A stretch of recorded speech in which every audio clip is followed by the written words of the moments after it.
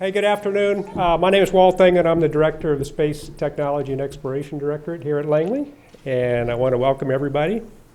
It was almost 39 years ago to the day that on July 20th, 1976, the Viking 1 lander successfully landed on the surface of Mars. It was actually almost 40 years ago to the day that the Viking 1 lander was launched to Mars.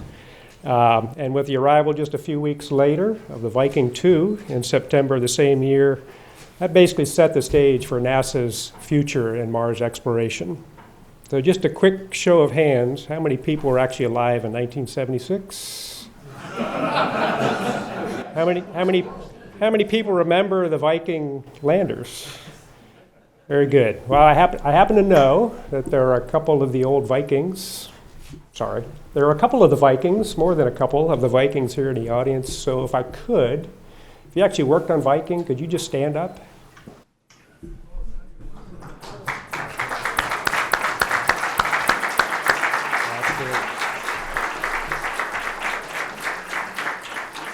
So these are NASA's original Martians. So it's great to have you back here at Langley. I know we're in for a real treat today with John Newcomb, who himself was one of the Viking management team. So he's going to share with us some of the history of the Viking mission. I've been working with John on this little project for a couple of years. I was involved in some of the follow-on Mars projects, but working with John in the last year or two and getting to know the history of Viking, what led up to Viking, and how Langley came to lead the Viking missions is a fascinating story. So John's going to share that with you along with some of his cohorts. So before I do introduce John, I want to thank the Office of the Chief Engineer and Space Technology Game Changing Program here for helping sponsor this event. And I'll give you a little background on John.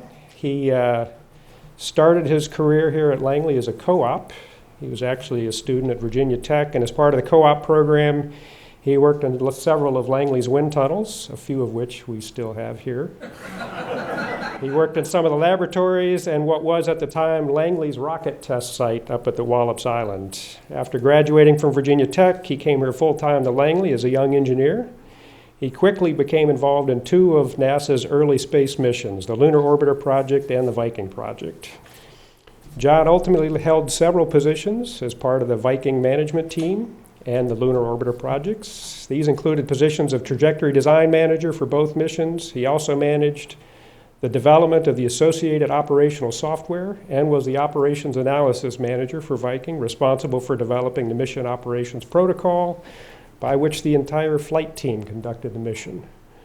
During the mission, he was staffed to the site selection team as they looked for landing sites for the Viking landers. And I will tell you, there's actually a team that's going to meet in just a few weeks down in Houston to look at sites on Mars for human missions. So think about how far we've come in 40 years.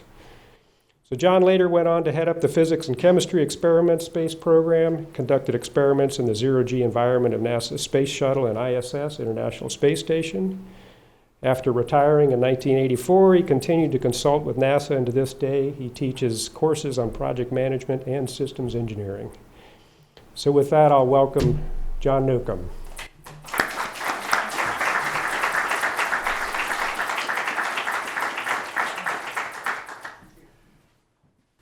Thank you, Walt. Yep, it was 39 years, 10 days ago. Viking 1 landed on Mars. The first time anybody in this world had put a lander on that planet. And I was privileged to work on that project. Today we're going to talk about Viking, obviously. I'm going to give you a quick overview, and then I'm going to talk about three questions. How did Langley become the project manager for Viking in the first place? Why was it successful? And what technologies did we enhance in Viking? I will do that discussion, and then we're going to have some panel members. Norm Crabill, who was the mission design manager for Viking. Gus Guastaferro, who was Jim Martin's deputy for management for Viking.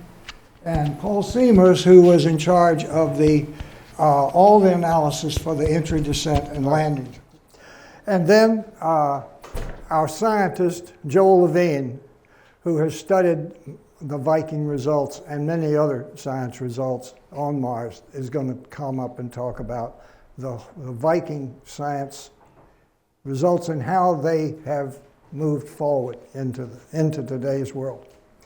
Okay, in looking at those 3 questions that I said I was going to attempt to answer, these are the guys that I talked to get their feelings as well. So you don't just have my feelings. In fact, a lot of these people on this chart are in here today, which is kind of scary. It means I got to get it right, okay?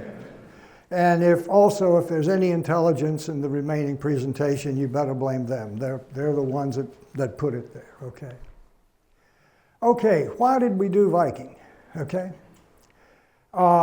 First, we wanted to characterize Mars, understand Mars. And we did it in 3 areas. First, from orbit. And we had cameras, we had thermal mappers, we had water detectors, and we were characterizing Mars. But the big thing from orbit was to find us a good landing site. And Crabill, who is one of the panel members, is going to talk about that in a little more detail. Then we had to understand the atmosphere. We didn't know anything about the atmosphere. We didn't know what it was made of. We didn't know what the pressures were. We didn't know anything. So we had to find that out while we were doing the mission. And then finally, we had to characterize Mars from the surface. Surface properties, magnetic properties, meteorology. But the big one was the search for life. Okay? So that's why we were there. We formed the project office in 1968. 7 years later, we had the first launch of Viking. And then over 300 days later, we had to take Type 2 trajectories. Took a lot longer to get there. Over 300 days later, we arrived at Mars with the landing on July 20th. Actually, this is Viking 2, but it's on the Titan Centaur, ready to go. In a planetary trajectory, this is what Viking looked like. This area from here on up is the orbiter with the standard solar panels, the scan platform with the water detectors, cameras, etc. The velocity control engine, high gain antenna, and so forth. Standard kind of stuff. From this structure on down is the Viking encapsulated in its cocoon for maintaining sterilization. Okay, and we're going to talk more about that later. Once you got to Mars and Viking landed and unfolded everything, it looked like this, with the exception of the fact Carl Sagan wasn't there. But just in case there's any doubt about that, he did lots of things, but this wasn't one of them. Okay. So up here you got the high gain antenna, you got the meteorology. This is one of the 2 lander cameras. This is one of the terminal descent engines, and so on. Now, the question is, how did we become the project managers for Viking to begin with? Well, in order to talk about this, there's a whole lot we could say, but basically, I got to take you back to 1960. Now we got a long way back. We're at the beginning of the Apollo era. We didn't put a man on the moon until 1969, okay? And the Voyager mission was introduced. And this was huge. This was bigger than life. It turned out to be much bigger than NASA could afford as well. It was to be launched on a Saturn V. Same thing we used for Apollo. So you can see this thing was huge. Had an orbiter and lander, and the idea was to use that to explore Mars and Venus. During the next ensuing years, many studies were conducted, but one thing came out of those studies. It became clear that Langley should be the lander system manager. With whatever we did to go to Mars, Langley ought to manage the lander system, because Langley's studies always came out much, much better than anybody else's. In 1967, the costs caught up with it, and Voyager was canceled. Okay. Now, we've canceled Voyager, but there's still a lot of pressure to do something. And I captured this quote from Harry Hess. He was chairman of the Space Science Board under the National Academy of Sciences. And his comment is, "Great discoveries in this area can only be made once. Shall succeeding generations look back on the 70s as the great era of Soviet achievement while we did not accept the challenge?" That's a pretty tough statement coming from the National Academy. Well, he had good reason to be worried. By the time we launched Viking, 1975, Russia had launched 14 spacecraft to Mars. None of them worked, but they launched 14 spacecraft. Several of them were landers. Okay. When I say none of them worked, I've always got to do the caveat. One of them made it to the surface and actually broadcast information for 20 seconds. And I'd use that in quotes because it broadcast 20 seconds of the Russian national anthem. Absolutely no data. Okay? The scientists were worried because they were worried about Russia contaminating the planet. Okay? NASA was worried because we had all these people that were working on Mariner, Lunar Orbiter, Surveyor, and if you don't have something follow on, then this area of expertise will be dispersed and it's going to be very difficult to pull it back together. So later in '67, headquarters asked a few senators, Langley included, to give us a more modest program, nothing as expensive as Voyager was going to be. And Langley was assigned the management responsibility for developing what we called at that time the Titan Mars 1973 orbiter and lander. And Jim Martin, who had been the deputy project manager to Cliff Nelson on Lunar Orbiter, was set up as the project manager for that activity. Now,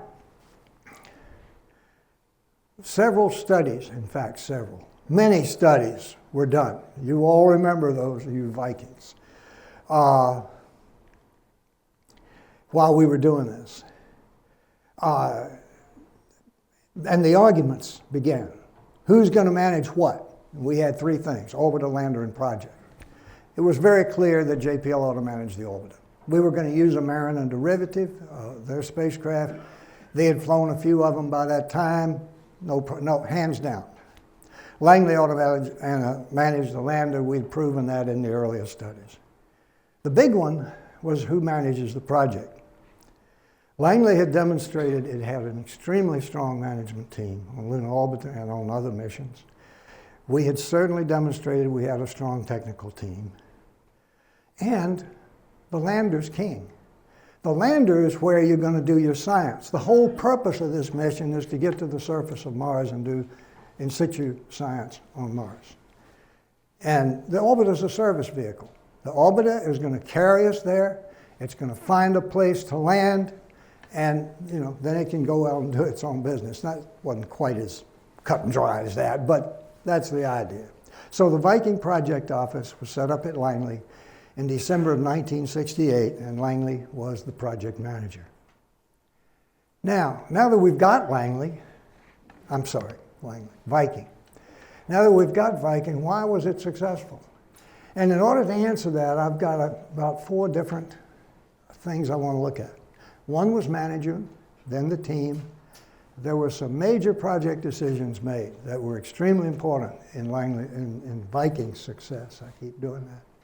And we had some methodologies that were very important. When I talk management, I got to talk these three guys. You got Jim Martin, who was hard driving, straight shooting, absolutely honest and required honesty and required performance. He set the culture. You had Israel Tabak, better known as Iz, who was without a doubt the most impressive engineer I've ever worked with, who always forced you back to basics and always asked the right question. He was chief engineer. And then center director at that time was Ed Courtwright. And Ed Courtwright was the bulldozer. He ran down the road ahead of us and got the rocks out of the way so the project could move forward. And he was excellent and dedicated to that. In fact, when we were meeting various people, Ed would lots of times say, "I'm Ed Courtwright and I work for Jim Martin." And he was serious. Okay, the team. Many of us had worked together on Lynn Orbital, so we knew each other, we had respect for each other, and so forth. It was a highly motivated team. We were working and highly motivated, highly dedicated. I love this. There's one quote one of the guys said. He said, "We were crazy people. We worked days and nights and weekends, and we worked some days we even knew were days." You know, we were that way. We had a strong technical team. The management came from hands-on environment, many from the sounding rocket program at Wallops, many from working on the bench earlier in their careers, developing hardware and so forth. And I got to put this, and I wanted it to show up a little more, but the team included the Langley support personnel, engineers, and technicians.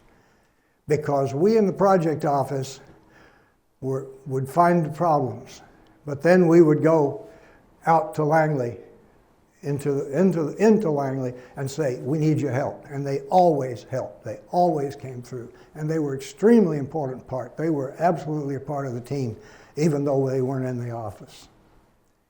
Communication. We had all kinds of communication, personal and so forth. We had reviews. Oh Lord, did we have reviews. But there was one important thing about the reviews. We always focused on the problems, not the feel-good stuff. Gus Guastaferro, who you will hear later on, I've heard him say it 100 times, we always concentrated on the whole, not the donut. We concentrated on the problems that needed to be worked. We had a fantastic science team. There were many Nobel laureates, guys like Carl Sagan, others, and we brought them on early on, and they were part of all decisions that were made on the project. This is a picture of the team during mission operations, voting on a landing site. They voted. There was one vote that counted, and Jim had it. But they voted. He wanted to get their opinion. They even decided what science instrument to throw off. We had 4 biology instruments to begin with. We needed to go down to 3. They were the ones that decided which 3 would go. Okay? Extremely important. I like this term. We built a team, and then we could build Viking. Now, I'd like to talk about these 4 major decisions, because these were made long before you got into operations, but they influenced ever so greatly the operations, okay? The first was the mission mode. When we were looking at Viking, we looked at direct entry out of orbit, hard lander, soft lander, long duration, short duration, flyby orbiters. We looked at every permutation and combination you could think of. And we proposed to Noggle and Payne, Payne being the NASA administrator at that time, 2 options. One was direct entry with a soft lander and a long duration lander and a flyby orbiter. Another was out of orbit, soft lander, orbiter and lander have extended life. And it was option 2 that Payne and Noggle selected. And that to me was extremely important. The best we had as far as information about what Mars looked like was 1,000-meter resolution from Mariner. You could stack up a bunch of battleships on Mars and you couldn't see them, okay? And we selected our sites based on 1,000-meter resolution. We ended up rejecting every site that we had pre-selected. And so to me, this says we just didn't know enough. We did not know enough to do a direct entry at all. And that out-of-orbit decision was extremely important to the success of lander, of Viking. And Norman's going to hit that a little more too. Another was the launch date slip. We had just kind of gotten going on Viking, and Congress reduced our funding. And we had 2 choices. We could go back to Congress and say, we know you reduced our funding, but we can still make 73, okay? And we would have made a whole bunch of bad decisions, schedule-driven decisions, low-cost-driven decisions, and we might have gotten halfway down the road and had to slip to 75 anyway, after having made those decisions. So we did go ahead and slip to 75. And that was a major, major decision. Arrival times at Mars. I got to set the stage a little on this one. First, the Viking lander was designed for plus or minus 30 degrees latitude, okay? And while the science team was trying to figure out exactly what the landing sites would be, we got some information that there might be water at the higher latitudes, up to 60 degrees north. So there was a whole push to go up there. There were many discussions and many negotiations. But finally, the decision was reached. Lander 1 will go to 20 north. If Lander 1 is successful, Lander 2 will go to 45 north. If Lander 1 is not successful, Lander 2 will go to 5 south, because that's the area we thought was the safest area on Mars, based on what we knew at that time. So that was the pre-flight mission rule, if you will. Now, at that time, we had 30 days between separation between arrivals of Viking 1 and Viking 2 at Mars, okay? And we started the mission operations strategy development. You can call it the mission operations protocol. It's the process by which the flight team conducts the mission. From the scientist saying, I think I'd like to do this, until you have commands coming out of Woomera. What is that process in between? That's what we call a mission operations strategy.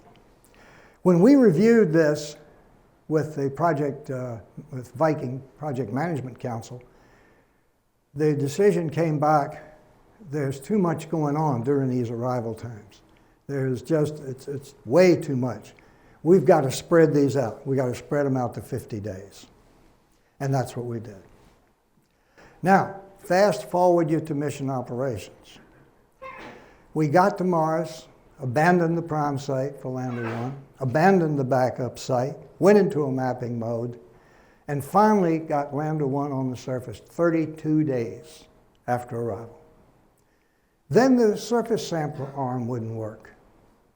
Now, if the surface sampler arm doesn't work, Viking 1 is a failure because he can't deliver soil to the biology instruments. And we have to go to 5 south. If we can get it working, we go to 45 north. On day 8, and if you add those up, you get to 40. On day 8, the surface sampler delivered soil to the biology instrument. We got it fixed. It turned out to be relatively simple, or at least in hindsight, it looks simple. And we were 10 days out. We had to make our last mid-course maneuver 10 days before arrival at Mars. The last mid-course maneuver was dependent on the landing site latitude, which was dependent on whether or not Viking 1 was successful. So, 10 days out, we made the last mid-course maneuver and we headed for 45 north. Now, we used every hour of those 50 days, every single hour. Now, I got a question. If we held the original 30-day separation, where would Lander 2 be? And I'll give you an honest answer. I haven't a clue. And I really mean that. And I really don't have a clue where 1 would be. Okay? So that was an extremely important decision that was made way before you had all the problems. This was another kind of related decision, but it was in that same, it was as a result of that same kind of a problem. We had when we originally found that we could launch in 75, arrive in 76, we found that we could land on July 4th. So of course that was the plan. We were going to land on July 4th. We put that out to all the press, everybody. Then of course we didn't do it. And there was a lot of pressure. While we were sitting there looking at the backup site for Lander A, there was a lot of pressure saying from politically politically, saying, well, isn't it good enough? Can't you just go ahead? Well, we didn't do that. Jim Martin, that didn't worry him a bit. The part that was interesting to me was after the decision not to land on the 4th, and we were trying to find a good site, was the press. They became very excited about the fact that we weren't going to tell them when we could land. And one day in a press conference, one of these guys really kind of came on aggressively. And Tom Young was mission director. Tom was taking the answers and taking the questions. And the guy came on, you told us you were going to land on the 4th, and you're not, obviously. And you're not even going to tell us when. When are you going to tell us when? That kind of a operation. Jim Martin was sitting beside Tom, and he reached over and says, I'll take this question. We will land when I consider it safe to land and not 1 minute before. And that kind of put the kibosh on these press guys who were pushing us hard. Now, another reason I think we were successful was the way we worked with contractors. We had a manager for every major subcontract that Martin and JPL had. And that manager was responsible to Jim Martin for the execution of that subcontract, performance, cost, and schedule. Just as though he were a Martin guy managing that subcontract. In this case, we had the guy right in the project office who was responsible for that contract. And we did all kinds of things with regard to those subcontracts. Honeywell was having a problem with the computer. We found out how to fix the computer and then told Honeywell. In fact, we got Honeywell over to GE so GE could tell them. We took over jobs that weren't getting done. Gus remembers this one because the GCMS, gas chromatograph mass spectrometer, was contracted under JPL, and it wasn't getting done. Jim sent Gus out there to evaluate the situation. We ended up taking the contract away from JPL, bringing it here to Langley, took them completely out of the loop, brought the contracts here, rewrote the contracts, novated them to us, took them out of the loop, and completed the job. There were some teams that weren't working. There was a camera team. And Martin and iTech were sharing the development of the camera. It wasn't getting done. We ended up firing the team. Okay? We ended up causing Martin Company to fire the team. And I will say that having done that, they brought in a team of hotshots and they got the thing done. So we worked extremely closely with all of the subcontracts, even though they were to Martin or JPL. We pushed technology in every area you could think of. Now, in most cases, or in many cases, you've got a technology base to work on. And you extend that, you build on it. Well, Viking did a lot of extending. Viking did a lot of extending and applying the technology for the first time. And there were some places where we developed a first, and there were some places where we developed not only a first, but an enduring technology, one that others have picked up and used after Viking. And one of those was intradescent and landing, and Paul Seamers is going to talk in more detail about that. One of the technologies was what we typically call the sterilization of Viking. But it was really broader than that. It was the biological protection of another planet. We had this rule that we were not going to, A, contaminate Mars, or B, we were not going to take any biota to Mars and then discover them and then say, whoopee, we found life, you know.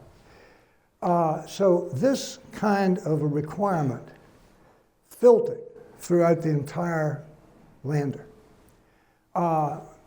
Hydrazine. Hydrazine was our propellant for the terminal descent engines. It loves water. Anytime it gets close to water, it just soaks some up.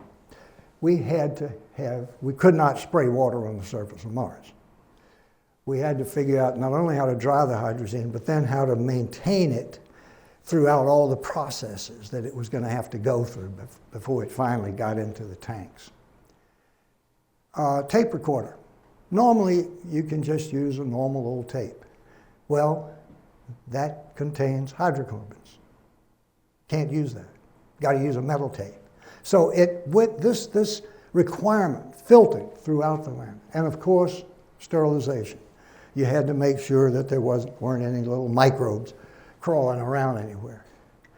So we sterilized components as they came in, but then when we put them all together, we finally encapsulated them in the cocoon shown here, the bioshield cap and base, hermetically sealed them, and then we put them in the oven and we cooked the whole thing at 120 degrees for 40 hours. Now, we're dealing with 1960s technology. Take your phone, throw it in the oven, and do that, and then try to make a phone call. I dare you. Okay. But that was the sterilization. Inside that cocoon, here's the lander all folded up. Here's the part that actually goes into the atmosphere. Here's the base cover with the parachute and the mortar here. Here's the aeroshell down here. Here's the aeroshell down here. All of this clamshells together as the entry vehicle, and then you had your bioshield base and cap that basically was the cocoon. Another technology, well, not another technology. The technology I've mentioned a couple of times was the whole entry, descent, and landing, which Paul again will talk about. But we didn't know anything about Mars again, I got to tell you, and I got to kind of push that a little bit. We didn't know what the atmosphere was made of. We didn't know what the density was. And so we were going to a surface of unknown altitude, unknown bearing strength, unknown slopes, and unknown rock sizes. Other than that, we had it made. Okay? And we had to build a lander that would be capable of working with whatever it encountered. Now here's the entry, descent, and landing schematic, if you will. First you got your separation, then the lander would make a deorbit maneuver, then orient appropriately for the entry, then at a certain altitude, pop the chute and get rid of the aeroshell. At another altitude mark, get rid of the parachute, and the engines at this point had been ignited, and fly on down to the surface. And that's the sequence you would go through. Terminal descent engines, the last thing that you need to get down to the surface. That was another complete development. And it kept, I can't remember who it was, on the top 10 list for Viking for quite a while. Originally, the entry, descent, and landing engines had 5-inch nozzles. We had 3 engines, and each one had 1 nozzle that was 5 inches. And it produced a pretty healthy plume. And in the rarefied atmosphere of Mars, that plume didn't dissipate. It was like a drill. And so when we tested it. And so we had to do something else. So we ended up going to 18 nozzles, each with 1 inch opening. And these plumes obviously were much shorter and would finally dissipate before they damaged the surface. But that was an enduring technology that has been used. Adaptive mission operations was another one. Whoops, I'm sorry. Adaptive mission operations was another one.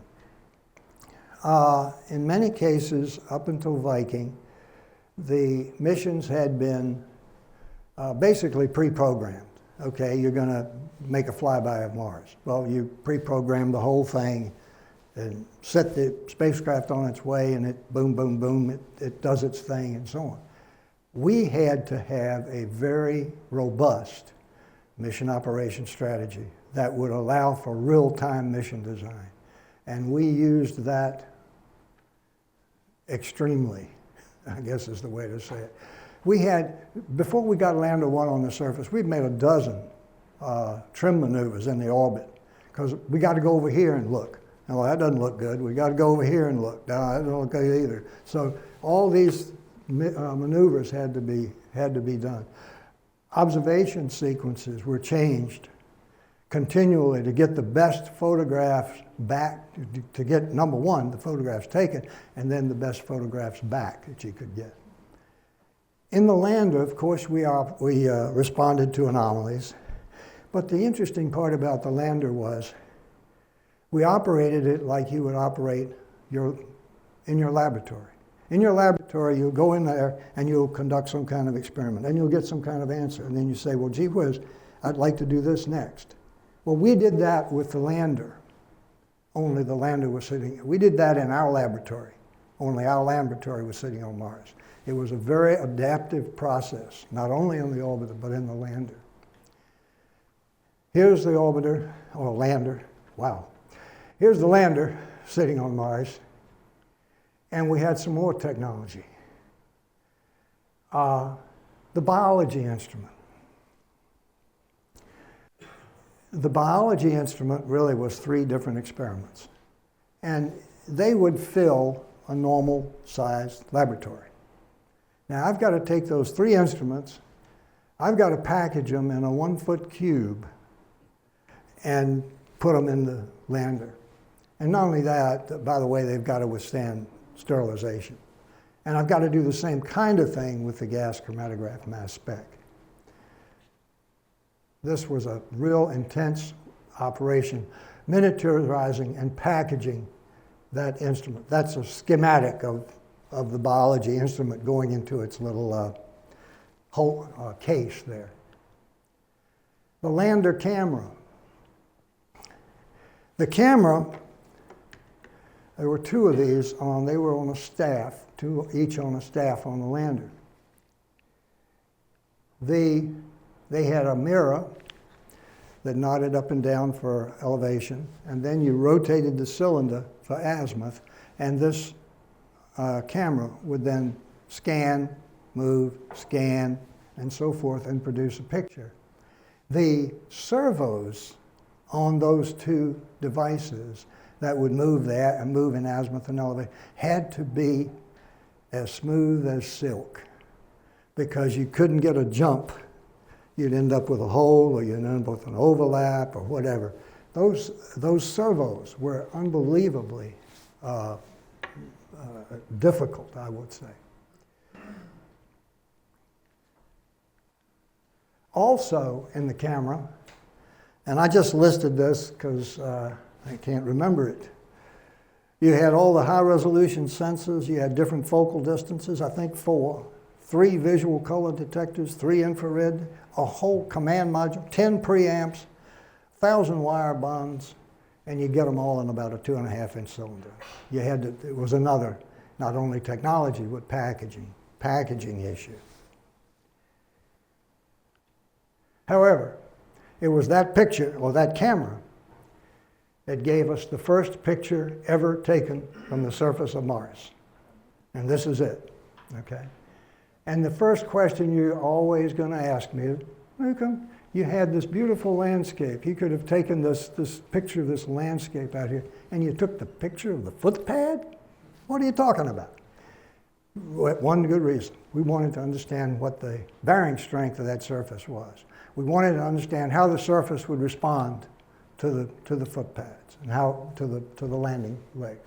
And so one of our initial initial reaction was to take a picture that included that footpad. That was the first. This is one of the last pictures taken prior to conjunction. This is Viking 2, and this picture was taken just prior to conjunction, when the Earth was going to come between Earth and Mars. Sun come between Earth and Mars, and we would lose radio contact for about a month. And so this was one of the last pictures we took prior to conjunction. which I thought would be kind of a neat thing to show here. One thing that scares me when I look at this picture is look at the size of those rocks. Geologists swore we'd have sand dunes. We didn't. The lander was designed, I think, for 90 days. The orbiter was designed for, I think, 6 months. But we did okay. Lander 1 lasted 5.5 years. Lander 2, 3.5 years.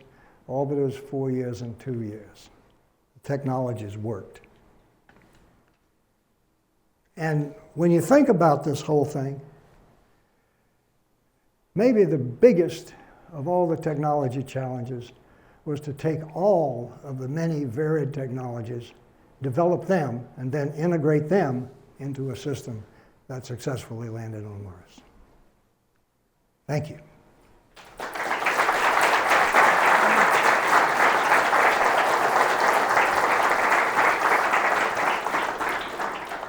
Now you're going to have a chance to hear some other people other than me. And the first person I'd like to bring up, and member of our panel, is Gus Guastaferro. He was deputy project manager to Jim Martin for management. And then after Viking, he went on to planetary programs, director in headquarters, and went on to finally Lockheed Space Systems as a vice president for civil and space, civilian space projects. He also was the one that took over the GCMS when in its darkest days and made an instrument out of it. He now works with William and Mary in the Mason School of Business. So with that, Gus.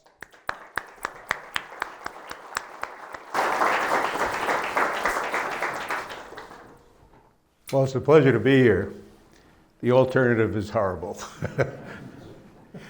Before I start to talk about Viking, I want to pay a special tribute to my good friend here.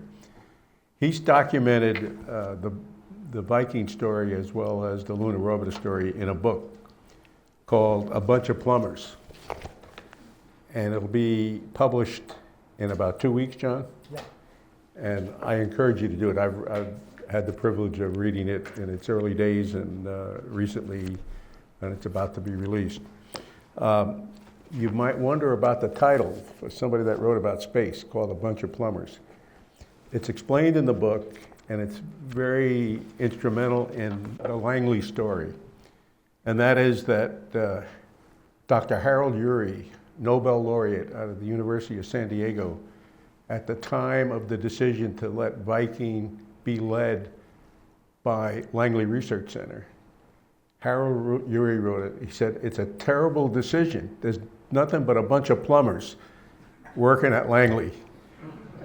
And how the hell could they lead a scientific program?" And that became the title of John's book, A Bunch of Plumbers. I encourage you to get access to it when it's published. John did a terrific job of giving you a singular experience on a broad base that led me to say I could tell my story hopefully in 5 minutes without a bunch of charts. That's one thing I learned when I left Langley, how to give a presentation without a stack of U-graphs or what's now PowerPoint. And so we'll see how it comes out today. John, you want to give me the next one? And I didn't bring the clicker with me. It's the only one I'm going to use. I want to raise a couple of principles here that Langley needs to think about as they go to the future programs, because what a vast opportunity there is out there in terms of what we're going to do in this country as far in further exploration of Mars and even beyond the solar system. It's interesting that one of the principles that helped us carry this out, and this was very critical in Jim Martin's thinking and with the team, we became science-driven rather than aeronautics, rather than space, rather than technology. We were science-driven. And what that characteristic provided was that we got ourselves a biologist to lead the science program, and some of you might remember him, Dr. Gerald Soffin. We, on top of that, brought 72 scientists on board from the universities around the country, and they participated in 1968 through 1976 in defining this mission. They participated in every engineering decision we made, every design decision, every operational decision. And that was the keystone to making it a successful program, because we never lost sight of what our customer was. Our customer was knowledge and science and not an engineering trick. And we focused that on the whole team continuously. That led to some of the things that John talked about in principle. The second thing is, in contrast to Dr. Uri, and with all due respects to him, Langley got selected for these three principles based on the planetary entry technology they knew about. Studying, they understood the atmospheres, they dealt with it from both an aeronautics and space viewpoint, and they could handle the challenges that were concerned with landing on another surface. The second thing was lunar orbiter success. 5 successful missions in the 60s, leading up to what became the Apollo program and selecting the landing sites. And the bunch of plumbers here produced a fantastic program and demonstrated very strongly that we could carry it out.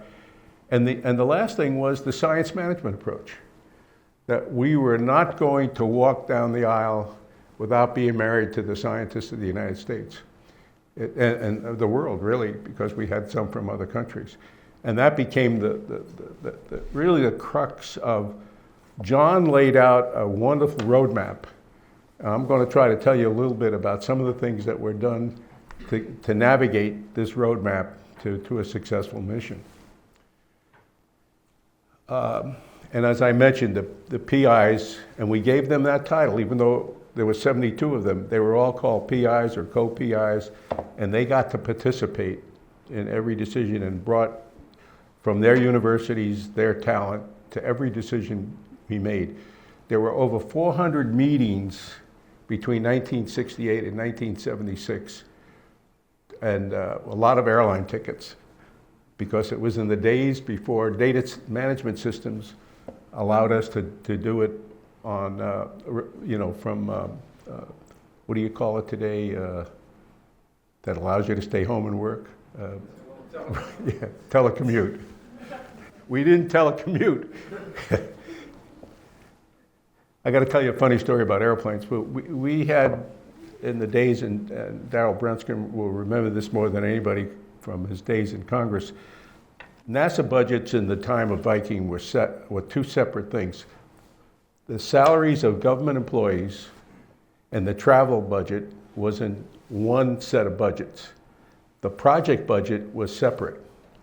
And therefore, that was for the contracts we had and for supporting the scientists. And we didn't have enough travel money. And one of the interesting stories of the techniques of a Jim Martin type of approach was how were we going to beat the travel restrictions on this very complicated program we set out to do with the vast army of people we had working the project, and how we were going to go without travel money.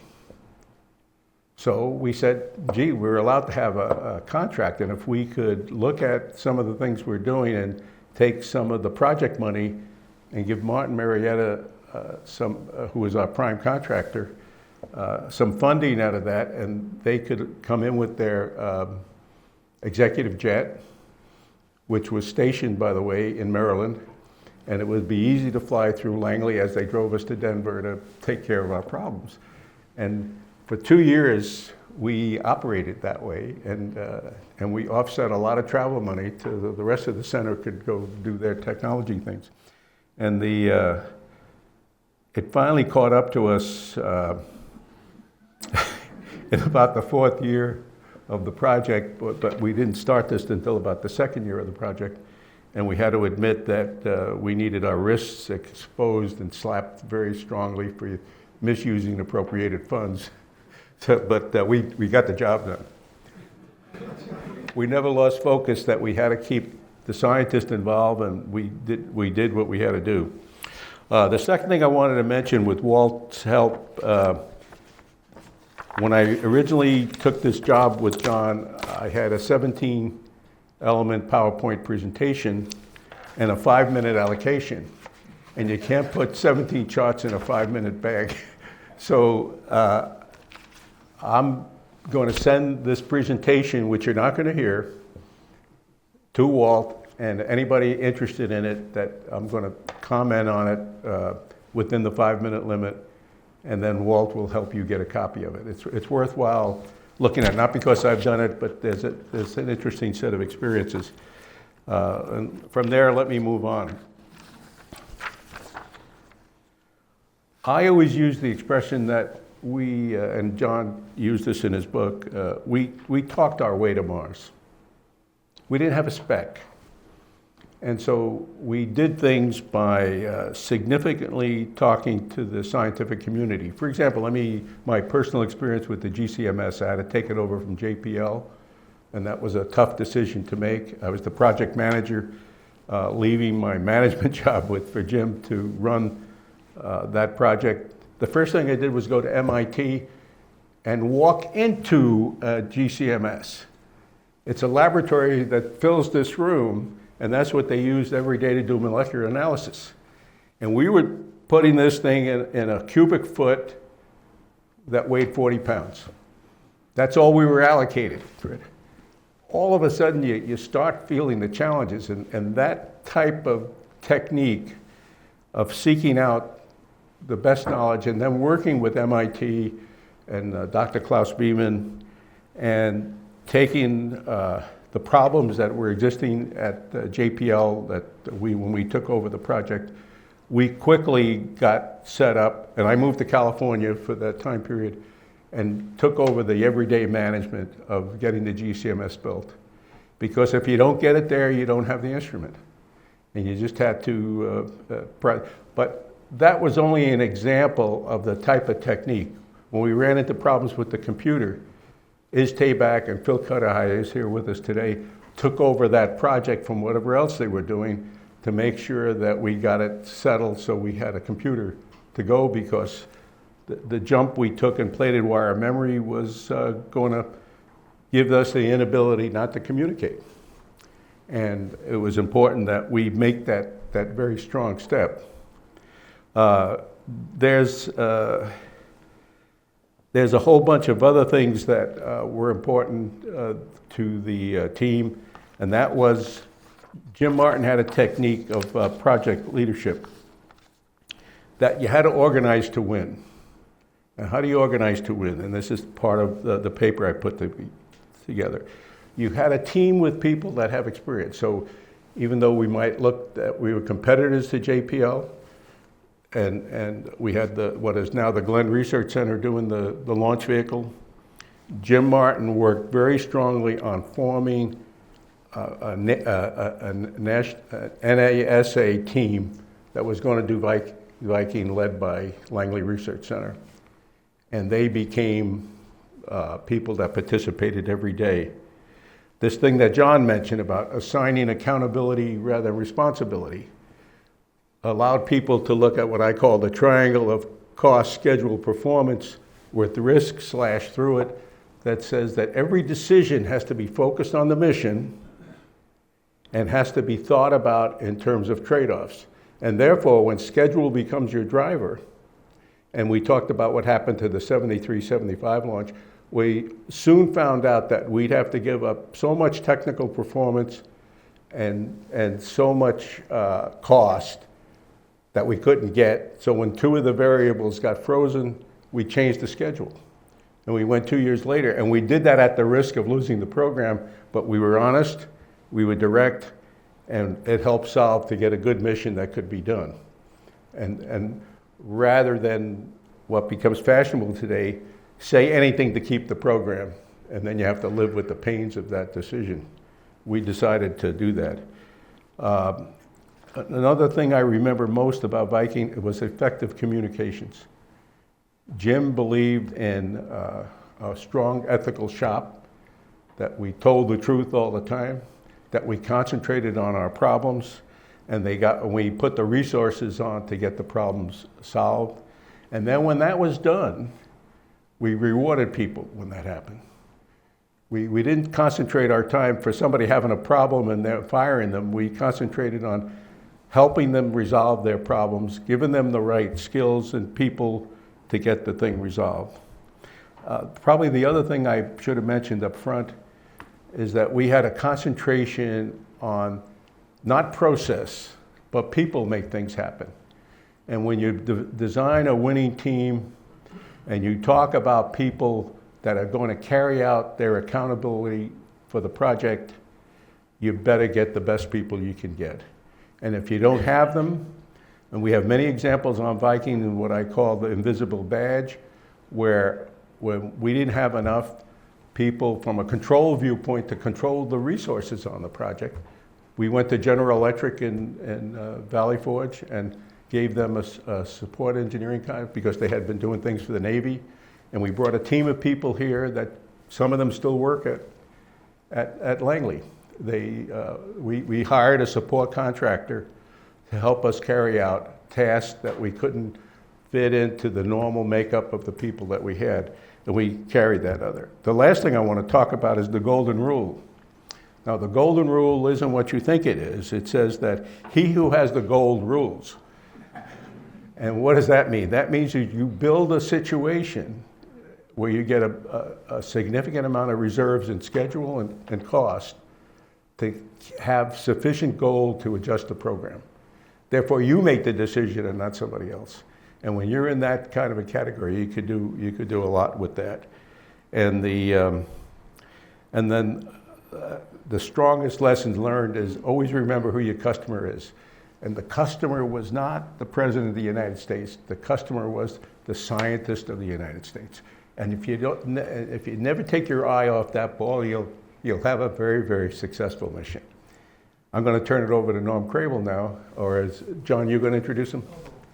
Thank you.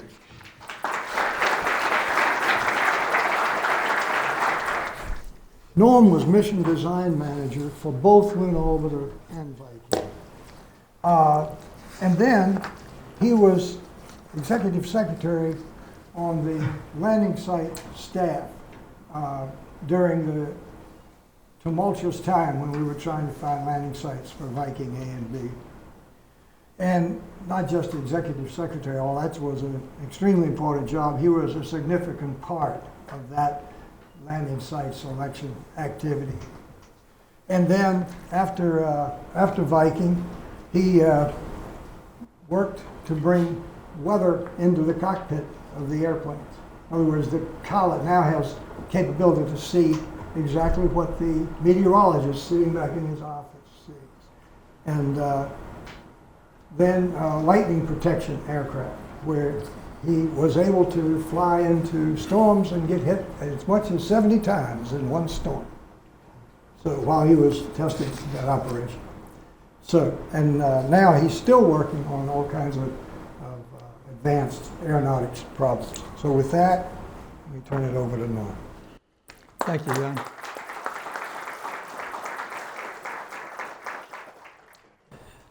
Well, I'm really impressed that there's so many people here interested in all this ancient history. But I want to tell you guys, you younger guys, you got a chance to beat this. Oops.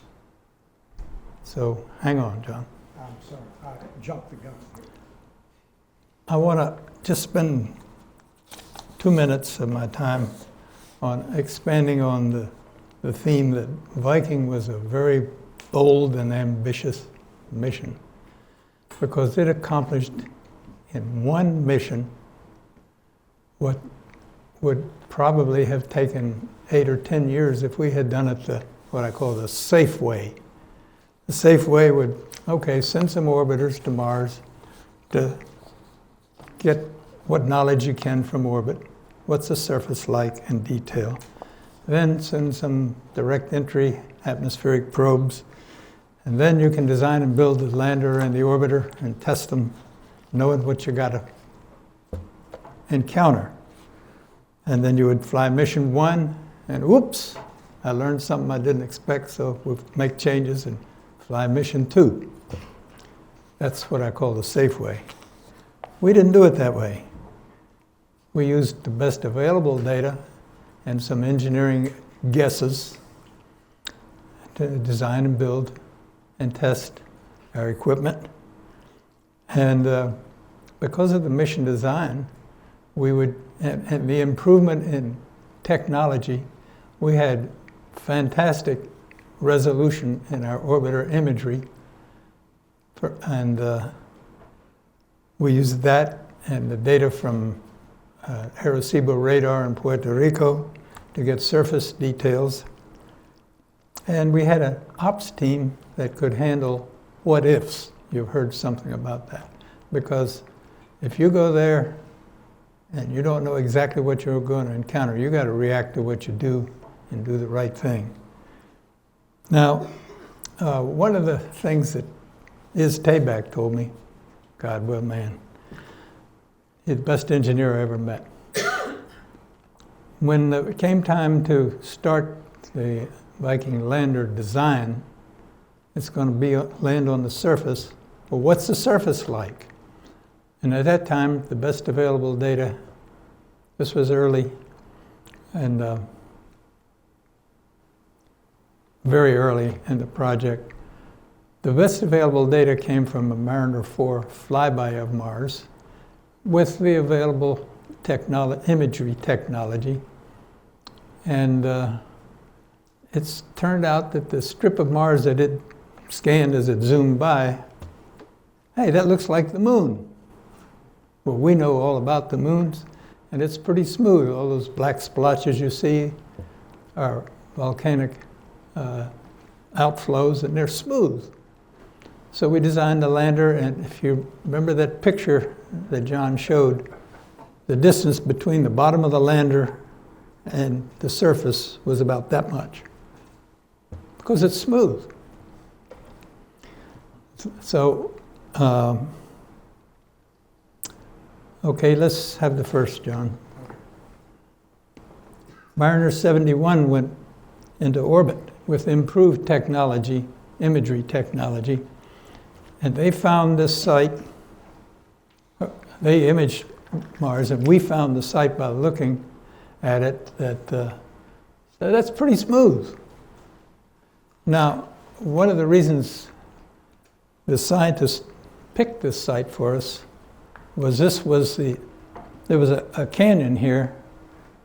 Grand Canyon would have been invisible. This was 3,000 kilometers long and 15,000 feet deep and 150 miles wide. And it had water in historic times, and it came out and it flowed this way. And you can see the flow lines around these islands. Well, we're looking for life. Life means where was the water? And so there was a few gallons of water in that site, so that's our site. 20 degrees north, roughly. And that's a landing dispersion ellipse. And yeah, we got to look out for the few bumps up in the top, in the north end, and a few wrinkles down here, but hey, that's pretty good. So, next. We took pictures from orbit with improved resolution. Oh boy. You can see evidences of the outflow here, just flowing, ripping by there, and guess what? It's like the channeled scab lens in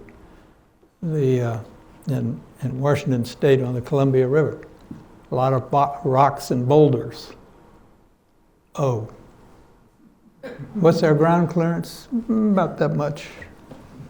Don't think we're going to do it. So, bump it. We started moving the orbit, taking pictures, moving to the west, and the strip there was not encouraging. Well, that's a little bit better. Let's keep moving west. Next. So,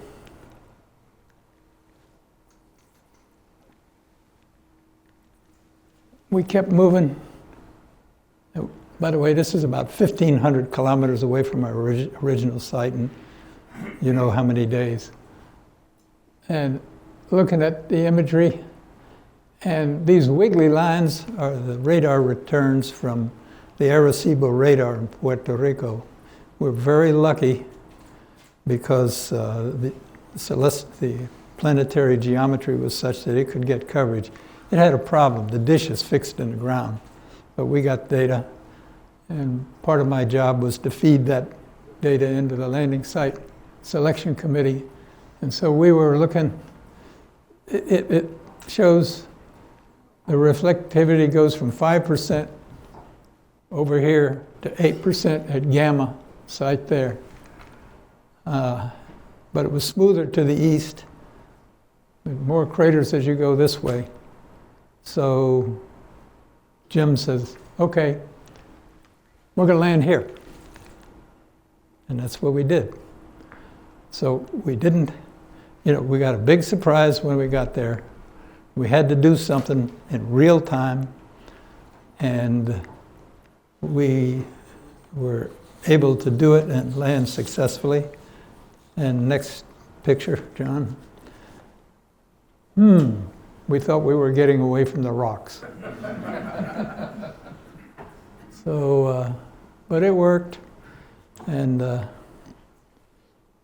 for Viking Site 2, we hoped that Hank Moore said, you guys have got to pick a better, less rocky site.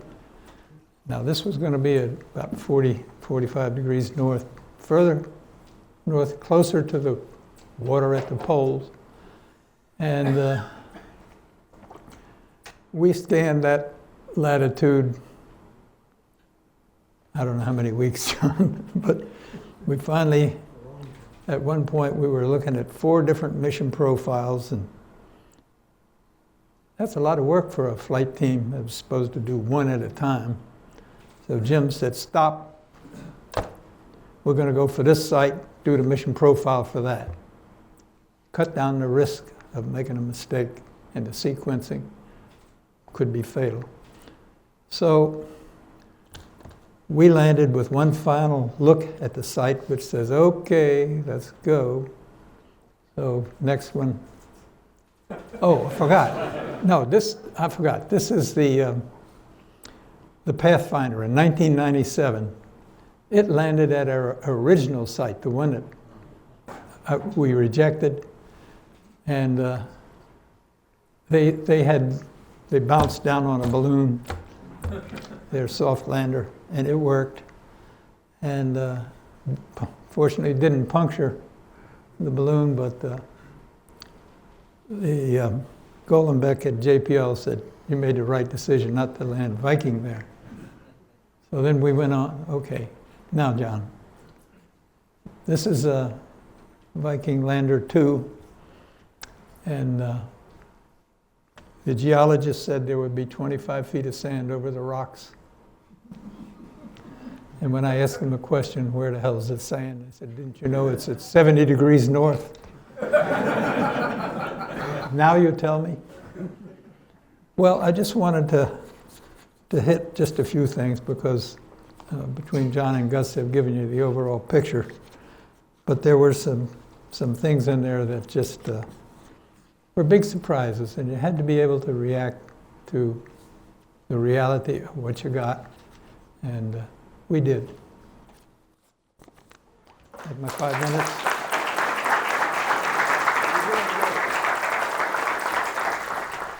Wow, okay, now that we've found the landing site, Paul is going to tell you about getting to the landing site from orbit.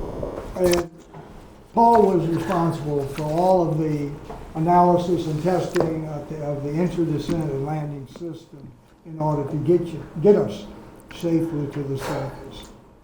And then after Viking, Paul continued to do a lot of research on the space shuttle, using the shuttle as an actual test vehicle. And he is the only guy that I've ever known who could convince Houston to drill a hole in the nose cap of the shuttle. 14. Huh? 14 holes. 14 holes, excuse me. So he's pretty tenacious, okay. So with that, Paul. Thank you. John has promised you that I'm going to tell you a lot of stuff. And Then he gave me 5 minutes, and Walt told me I couldn't have any view graphs. So I don't know how I'm going to accomplish all this, but I'll do the best I can. First, I want to say this about people. I was very fortunate to be at the right place at the right time to become part of Viking. It was a wonderful experience. I worked with a fantastic lot of people at Langley, both in the project and outside the project, and I look back at it, that was a great experience, and I thank you all. Okay, first of all, I want to clarify one thing. At Langley's period, we had not coined the phrase EDL. We were split in different ways. I was responsible for the aerothermodynamics research required to characterize the performance of the vehicle. I didn't do anything more than go to wind tunnels and rate run tests and generate a lot of data and analyze the data and turn it over to the mission planners. You go do the mission planning while I go run another test. So I'm going to take you back in time a little bit to 1969 and try to imagine being tasked to do that, what I just said, to define the aerodynamics, the aerothermodynamics, and the vehicle dynamics of an undefined, but what turned out to be a 5 different configuration vehicle for it to entry and land on Mars when we didn't know, as John has said over and over, what the atmosphere really was. We started out the program, we had 5 different models of what the atmosphere could be. And before we launched, we had narrowed it down to 3 models of what the atmosphere could have been. Now, on top of that, consider the fact that you have these constraints, and this list could be a lot longer than I made it, but I just decided not to be too boring. We had, going into the program, we were the first ones, so there was no flight heritage that we could rely on, say, how to do the job we had to do. The second, there were no smartphones. There were no laptops. There were no desktop computers. There was no CFD for you guys who are now doing this work. There was no PowerPoint. There were no conference calls, et cetera, et cetera, et cetera. You can put anything on that list you want that wasn't in existence in 1969 that is in existence today to help you do your job. But what we did have was, and this is kind of tongue-in-cheek, a central computing system, a building up the road here, to which, after you wrote your program and punched all your little cards and put them in a box, you carried them to the central computing system, you put them in the queue, and then you go back to your office, and they'd call you when your run was over. And that might take an hour, a day, a week, you never knew. You also had a secretary that knew how to type. And you had an illustrator to help you make view graphs. So there was no, that was all manual work. But most importantly, we had access to the expertise of the engineers and researchers at Langley.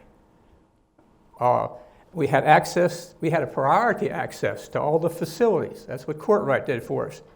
Had access to the research facilities of Langley Research Center, and we had access to other NASA facilities and non-NASA facilities. So in my position, I could go anywhere within NASA, particularly at Langley, and say, I want to run a test in your facility, and the door's open. And that was the way the program worked.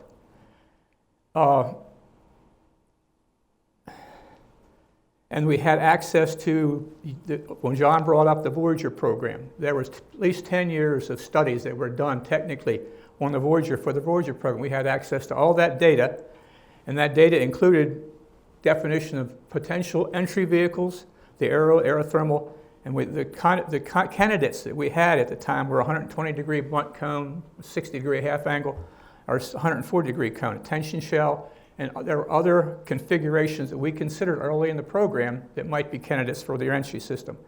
And then the accelerator system, the parachute. There were flight tests on things like a cross chute, a ring sail, disc gap band, pilot chutes, reef mains, and balloons, high supersonic balloons. So all these things were part of the Viking shopping list when we started the program as the things we could potentially do. Oh, we also had access to the Navier-Stokes equations with many of the terms X'd out because we didn't know the answer, and Newton's law. That was a little tongue-in-cheek too. But so, given all that, the first thing we had to do was to define and then accomplish a comprehensive ground test and analysis program to solve these problems.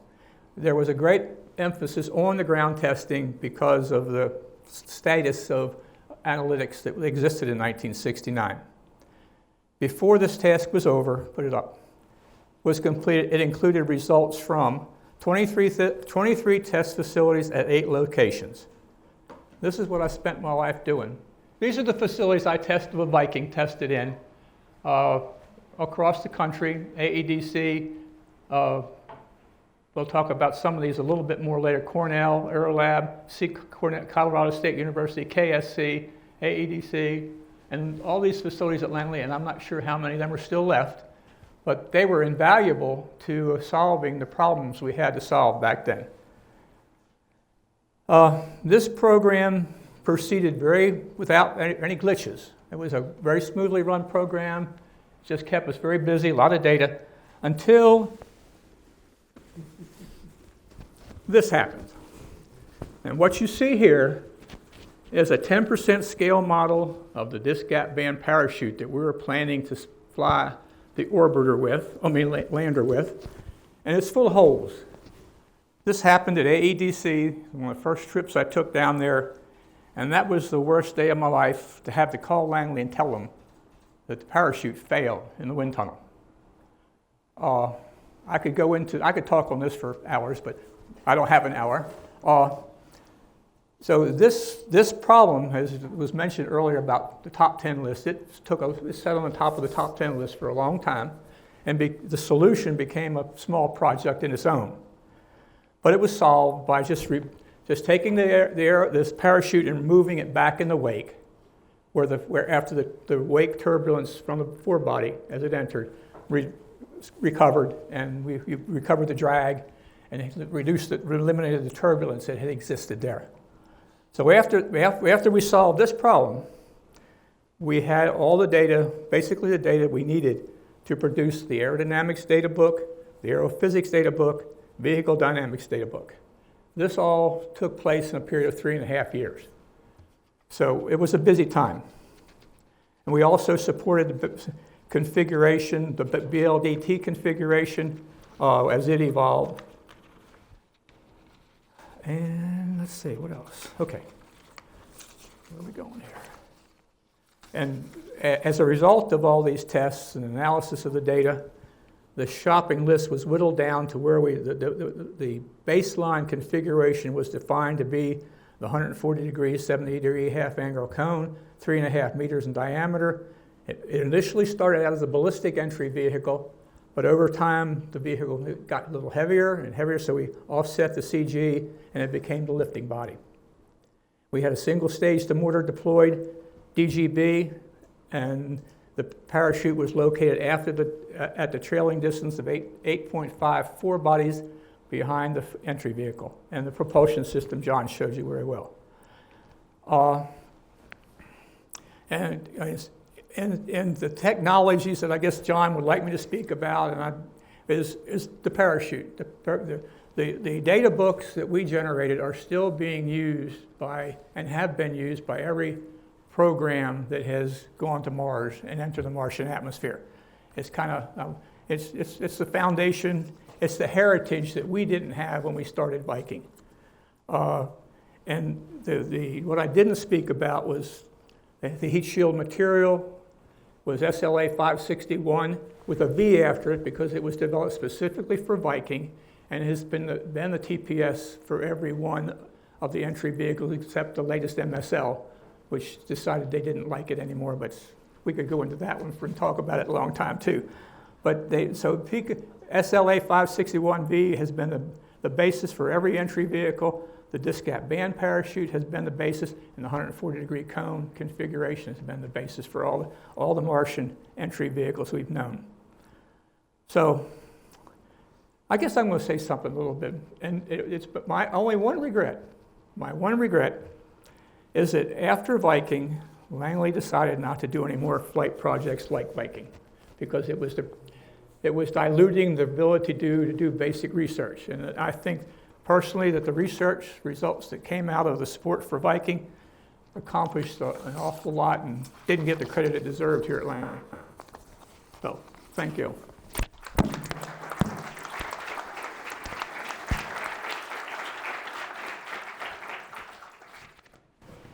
Now, we've been waiting to hear the science results, because that, the scientists, as Gus really reminded us,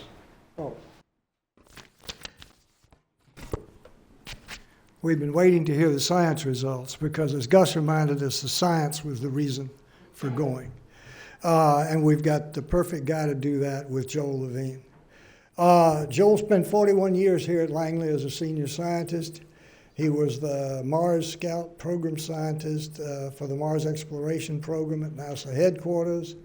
He co-chairs NASA's Human Exploration of Mars Science Analysis Group.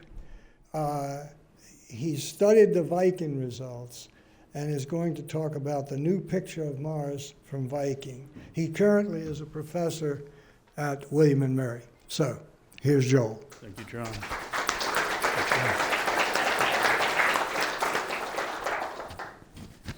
When John and Gus said that Viking was a science-driven mission, they were right, because the three engineers were given 5 minutes and no view graphs. I was given 10 minutes and 8 view graphs. So if we can have the first one. Let me say, first of all, that what Viking accomplished has never been accomplished by any NASA project. 4 operating spacecraft around Mars at the same time, lasting years, and each landers with 13 instruments and the orbiters with 4. And I just want to summarize the Viking results. I'll also say that about a year and a half ago, I advised a PhD student at Brown University. She got her PhD studying Viking data from 1976. So each year, about a half a dozen to a dozen dissertations are given with Viking data. Okay, Viking obtained the first in situ within the atmosphere measurements of the vertical distribution of atmospheric density, pressure, and temperature. We never had that before. Viking made the first in situ measurements of the chemical composition of the atmosphere of Mars. We never had that before. Viking discovered the presence of nitrogen in the atmosphere of Mars. Nitrogen, after water, nitrogen is a key ingredient for life.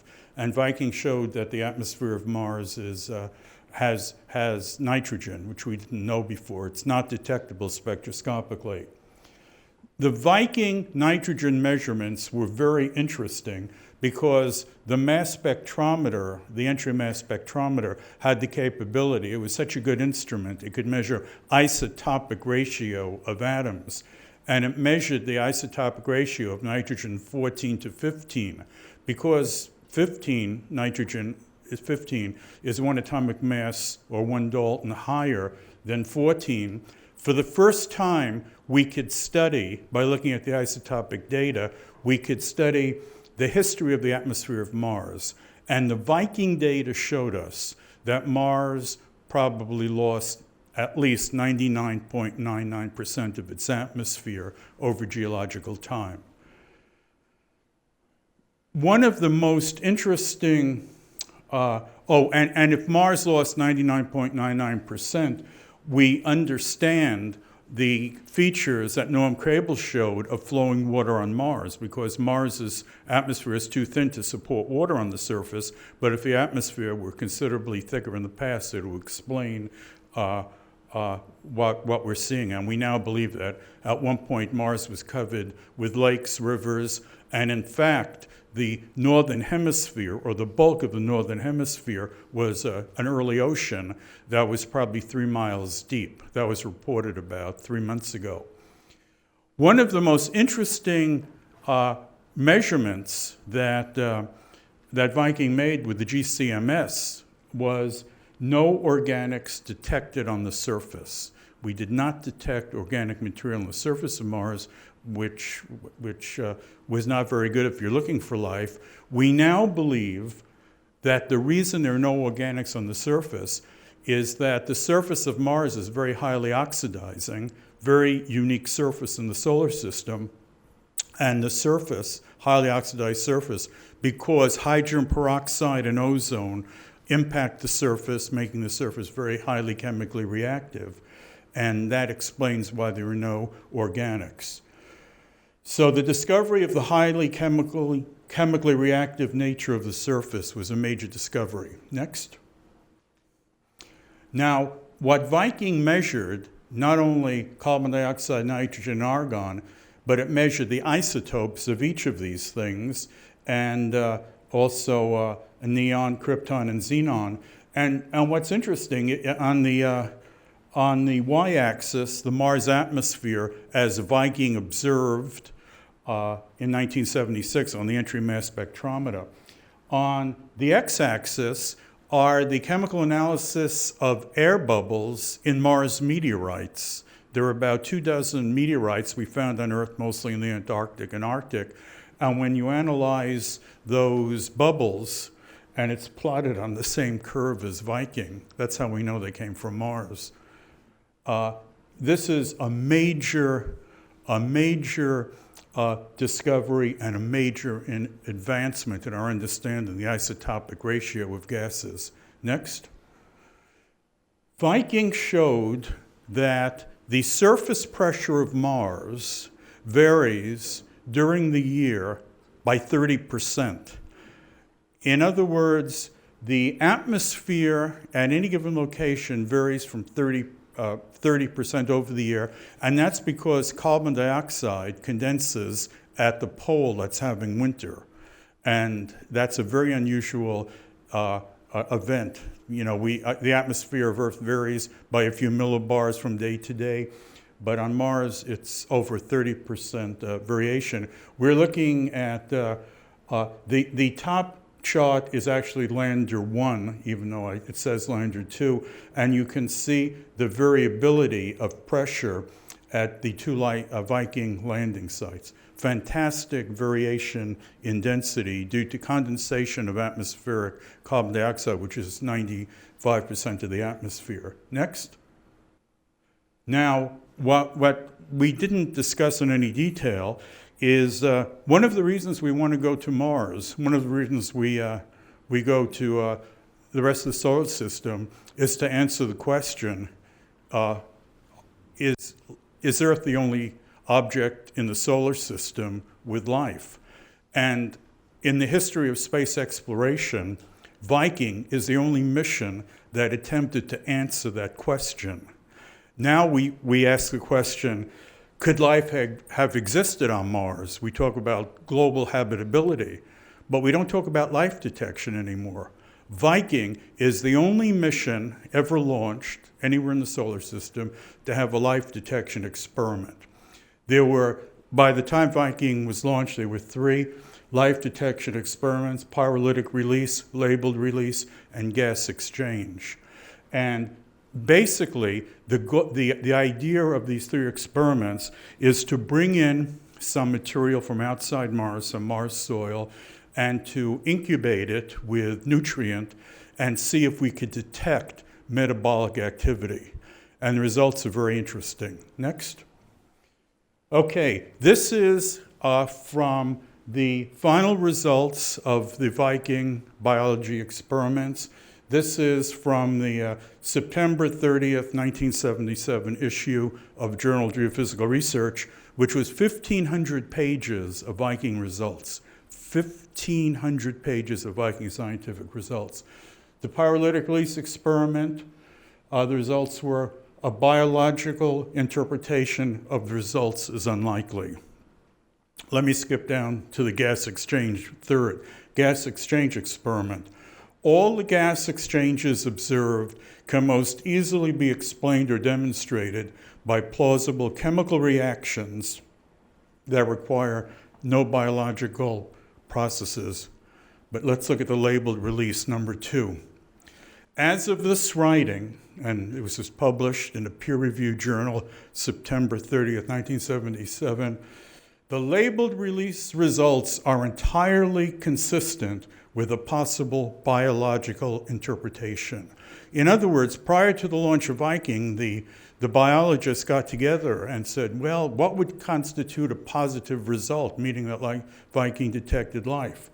And Gil Evans, who designed this, concluded that his results are consistent with the biological explanation.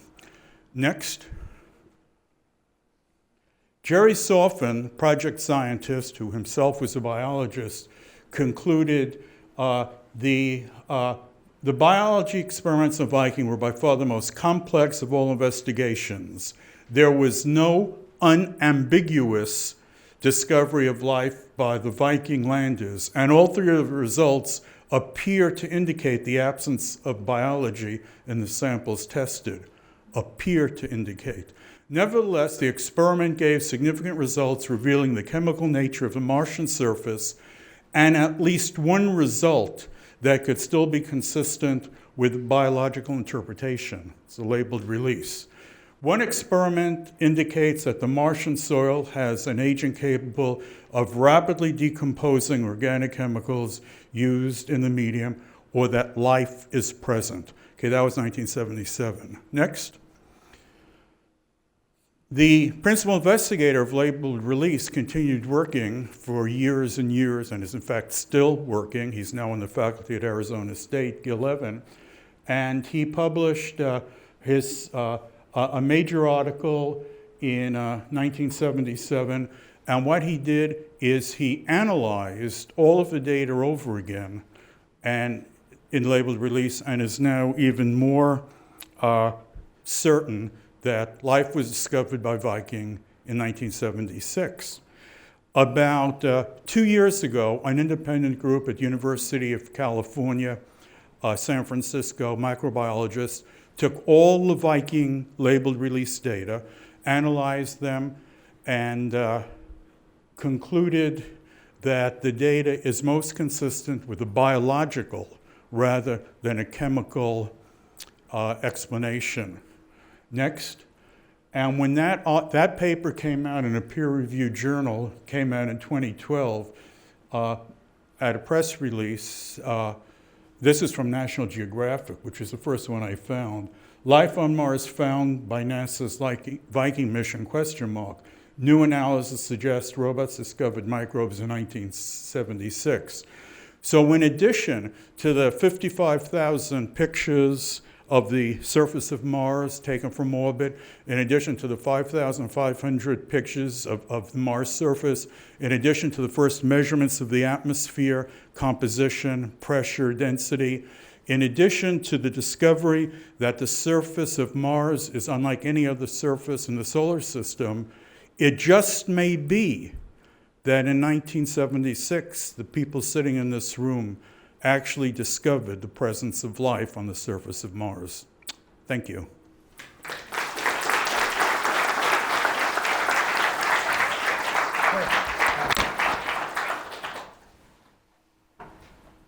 All right, now, let's bring all these gentlemen up. We'll put them over here. We'll open it up for questions and have at it. That's a very good question. The question was, why haven't we looked for life on anything since Viking? And it's ironic that in the new issue of Space News, which is available in the library, a lot of you get it, the new issue of Space News, Chris McKay, an astrobiologist at Ames Research Center, asks that question during his interview. He said, the goal of exploration of planets is to search for life, to answer the question, are we alone on this, is life unique to this planet? And he says, since Viking, there has been no attempt to search for life. And that's a very good question. I personally served on the review board that picked the instruments for Mars 2020 rover. That's a carbon copy of Mars Science Lab. And I was given the task of reviewing the life detection experiments. And there were a number of experiments that consisted of chips that could detect the presence of about 250 organic molecules. It's been tested on Earth in deserts. We know a lot of information. It's called Lab on a Chip. And I was shocked when the announcement came out on what instruments were selected, because none of these life detection experiments, which were probably 2 orders of magnitude more precise than what Viking did, not one was selected. And you asked me, why is that? And the answer is, I don't know.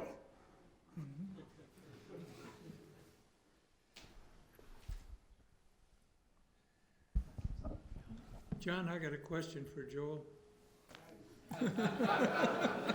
Can we have the panel members ask other panel members questions?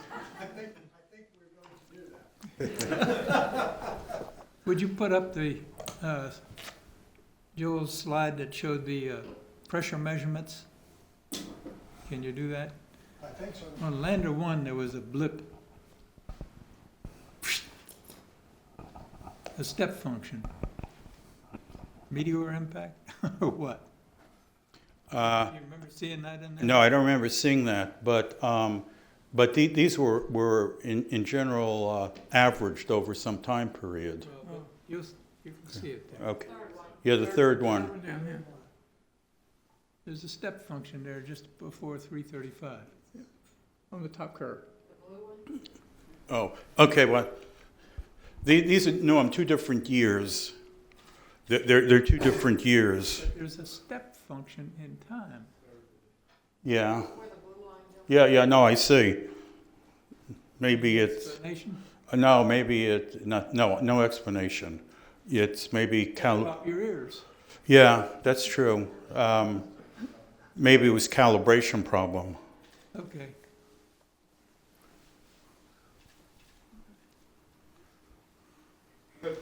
John and panel, thank you. I have a question. 40 years ago, 39 years ago, after you'd been on the surface for some time, how long did you think it would be before we actually sent humans to Mars?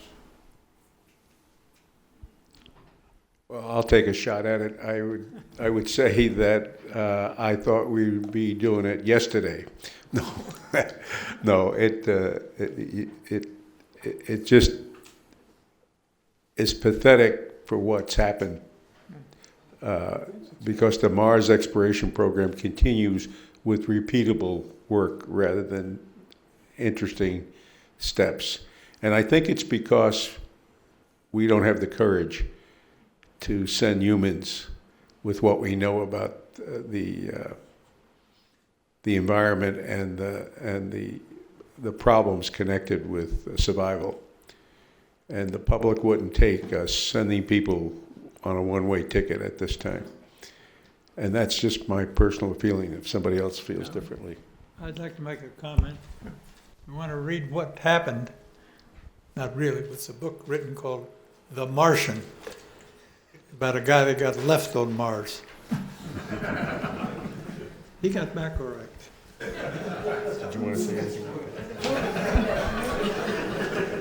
I think I don't think there are any real technological problems that have to be overcome to send humans to Mars and return them safely. And I think to a large extent the explanation is budget, that it costs a lot of money.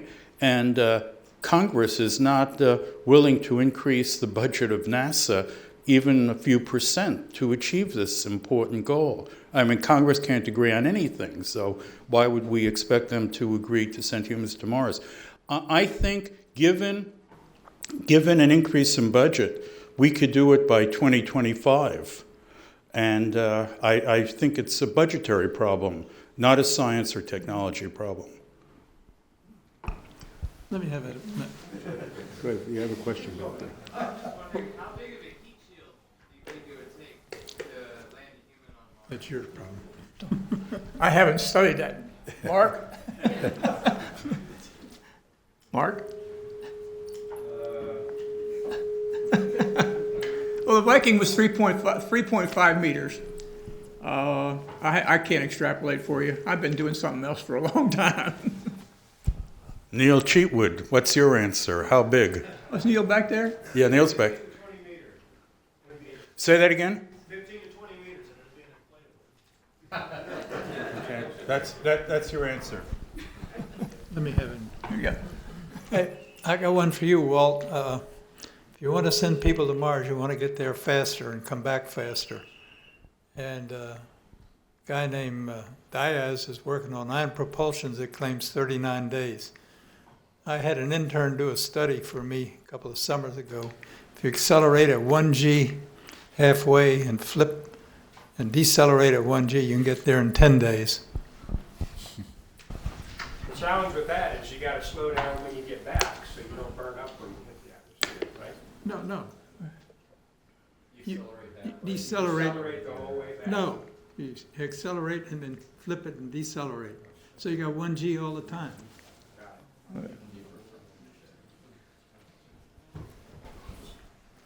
Is there any data to indicate whether the loss of atmosphere and water was catastrophic or gradual? Global warming. The general consensus is that Mars lost 99.99% of its atmosphere once Mars lost its planetary scale magnetic field, because the global planetary magnetic field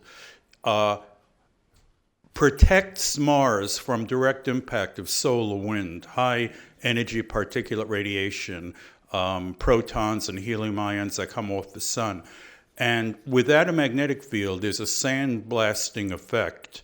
And that sandblasting effect in several 100 million years would cause the loss of 99.99% of the atmosphere.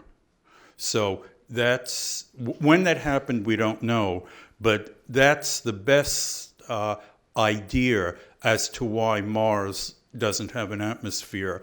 Once the atmosphere was gone, water couldn't exist under such low pressure. So the water sublimated, and once in the atmosphere as a gas, water vapor, it was broken down by solar ultraviolet radiation. What were your feelings during that, that timeline from when you started entry, descent, and landing down through, say, when you saw the first picture? Hold your breath. That was gonna be my answer. It was a hold your breath the whole time. And it was even worse for Lander 2. Because Lander 2 was supposed to, we of course had the timeline. And Lander 2 was supposed to arrive on Mars at a given time. And the key that would tell us that Lander 2 had actually landed safely was, the first thing you'd see was a bit rate change. So we were all sitting there watching the computer or the console for the bit rate change. The time came, no change. 30 seconds, 45 seconds, no change. A minute after we got the change, you could hear everybody doing that when that happened, because there absolutely was no breathing during that 1 minute, I can assure you.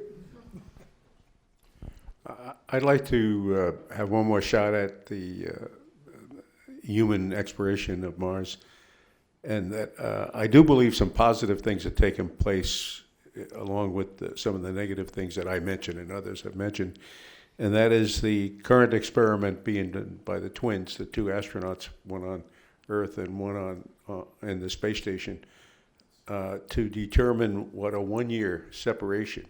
See, the big concern is really not the physical, but the mental. Being away from, you can't train somebody for 30 or 40 years, give them a little bit of training and change their life to such an extent that the communications change, what you do, living in a capsule or in a confined environment. What happens to you after 1 year in space is going to be very instrumental in deciding whether we go or not, because I still think humans are not expendable, and we'll keep treating it that way. In addition to the budget problems and the science problems, I think the problem is, are we ready to send people there with the hope that they would come back? You can't make the John F. Kennedy speech that said, we'll return them safely to Earth. That's the question, I think, before the House. Anybody disagrees with that, they could talk about it.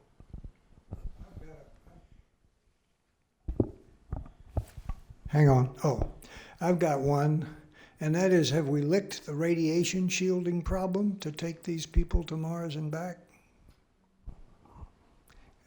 I think we have. I just don't think they have a good feeling for what the long-range effect is. And then even the very simple things that took place over this past year of the resupply, there's more thinking now that you're going to have to be self-generating. You're going to have to be able to grow your own substance to survive, rather than depend on a Russian spacecraft to get you. And so the logistical problem of keeping them alive and all has to be thought out, along with the ability for humans to adapt to that kind of existence. We've heard in a few places today about the management and leadership of the program and how that contributed to its success. So I'm wondering your thoughts on lessons learned and sort of key aspects of that you think would be important to apply to any engineering process, and in particular looking at getting humans to Mars. John, if you could call up my last chart. I happened to put that on a chart I didn't show you. But that's only one person's opinion of, it's not only Viking, but my 60 years in this business of... Your absolutely last chart? Yeah, it's lessons learned.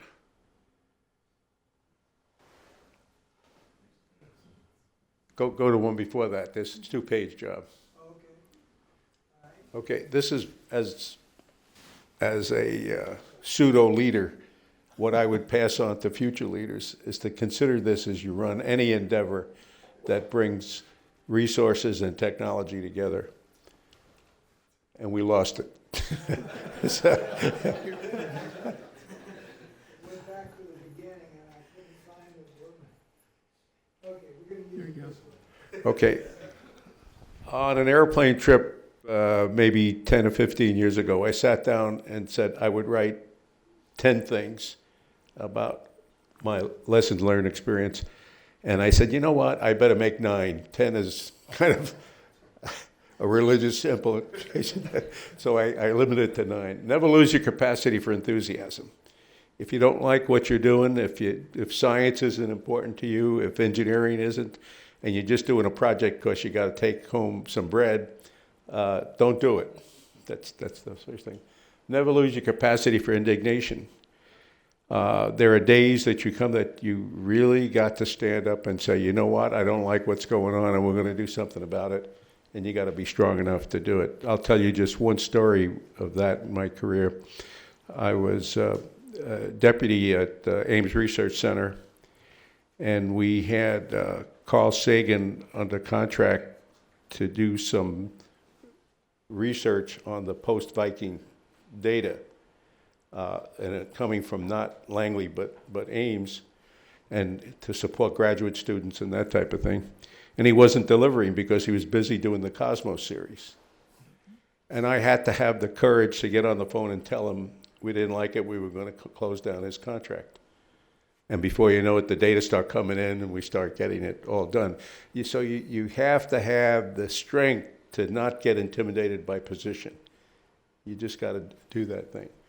Never judge or classify people too quickly. First assume that she or he, notice I put she first, I've learned a lot, that she or he is good.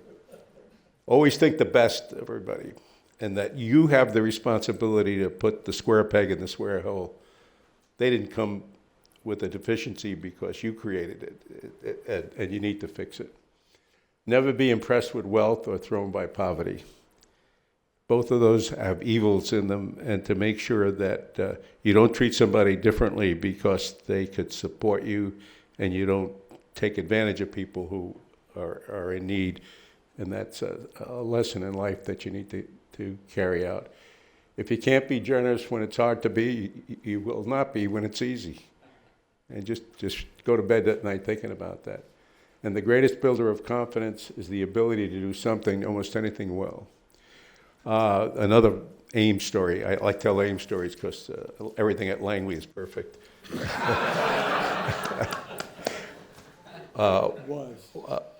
I had the I had the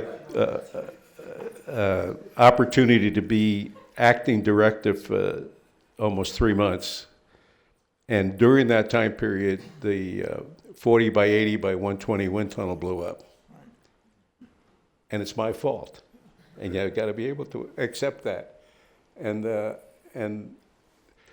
I didn't know what to do with myself, so I went home and wallpapered the smallest bathroom we had. Because when I got done with it, it builds up your confidence.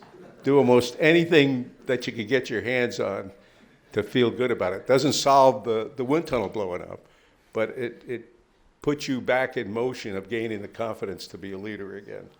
And just remember that. Can I have the next one, John? Okay. And when the confidence comes, then strive for humility, because you're not that damn good. And the way to become truly useful is to seek the best that other brains have to offer and use them to supplement your own, and be prepared to give them credit and let the world know that they helped. That's a key thing. That's what's true on Viking. It was true on everything I've ever touched, in the fact that no matter what it is, you can't do it all yourself, and do your best to find the people that can do it and reward them adequately when you do it. And lastly, the greatest tragedy in work and personal events stem from misunderstanding. The answer is communicate. Follow these rules, and I would say that you'd have another successful Viking. Thank you. You need to talk to a different audience about that.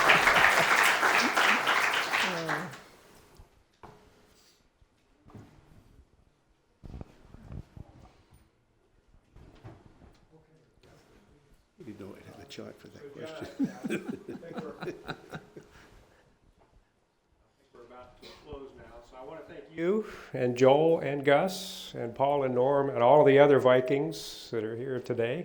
I will say, since we have so many of you here today, we'd like to get a picture outside. If you want to step out, and we'll just do it right on the front steps there. I think that would be great. We'd really be honored if you would allow us to do that. I just want to say, as somebody who had the opportunity and the privilege to work on one of the follow-on Mars programs, Mars Pathfinder, and I know we've got a lot of people here in the audience at Langley who have worked on subsequent Mars missions, that we truly stood on the shoulders of the Viking giants, and we thank you for that. Thank you. Thanks, everyone.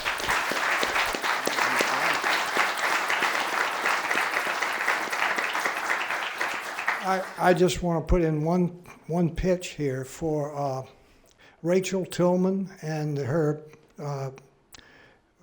website is the Mars Viking Preservation Project. And she is collecting artifacts, information. She's spoken to a lot of the Vikings here, and she's gonna, and this eventually is gonna move into museums all across the country with displays. And so when you hear about Mars Preservation Project, think about that, help her, and go to her website. That I do want to just put in that plug, because she is truly helping us carry the memory of Viking further. Thank you.